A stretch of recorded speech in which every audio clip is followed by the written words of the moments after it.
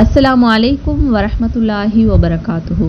நமக்கெல்லாம் தெரியும், காசாவுடைய மக்கள் படக்கூடிய கஷ்டங்கள், இன்னல்கள், துன்பங்கள் எல்லாமே நம்ம தினம் தினம் செய்திகளில் பார்க்குறோம் இல்லையா?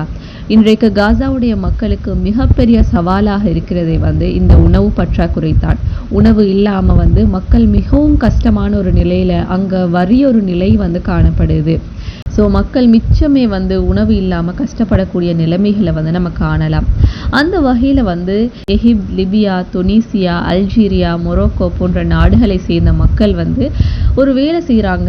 காலி தண்ணீர் போத்தல்களில் அரிசி, பருப்பு, பீன்ஸ் போன்றவற்றை நிரப்பி கடல் மூலம் அனுப்புகிறாங்க. அந்த மக்களுடைய நம்பிக்கை ஏதோ ஒரு வகையில் நம்ம காசாவுடைய மக்களுக்கு உதவி செய்யணும் அப்படின்னு சொல்லி ஒவ்வொரு மனிதர்களும் நினைச்சதுனால தான் இப்படியான ஒரு செயல் சாத்தியமாக இருக்குது.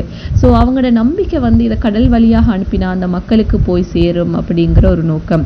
அவர்களுடைய நம்பிக்கை போலவே அந்த போத்தல்கள் காசாவுடைய மக்களுக்கு போய் சேர்ந்தது. ஸோ இதில் அல்லாஹ் தாலாவுடைய ஒரு அருள், அல்லாஹ் தாலாவுடைய சக்தி, வல்லமை எல்லாமே நமக்கு இதில் நினைவுக்கு வருது. அல்லாஹ் தாலா ஒரு கூட்டத்துக்கு ரிஸ்க் அளிக்க நாடினான் அப்படின்னு சொன்னால் அதை தடுக்கக்கூடியவர் எவராகவும் இருக்க முடியாது. ஸோ அல்லாஹ் எப்படி நாடுறானோ அந்த வகையில் அவங்களுக்குரிய ரிஸ்க் போய்த்தான் சேரும். ஸோ அதே நேரம் அல்லாஹ் ஒரு விஷயத்தை தடுக்க நினைச்சான் அப்படின்னு சொன்னால் அதை யாராலையுமே செய்ய முடியாது. இன்றைக்கு அரசாங்கங்கள் எல்லாமே தோல்வி அடைஞ்ச நேரத்தில் மக்கள் எழுச்சி பெறுறாங்க. மேலும் காசாவை நேசிக்கக்கூடிய மக்களில் சிறிய ஒரு பங்களிப்பாகவும் இது இருக்குது.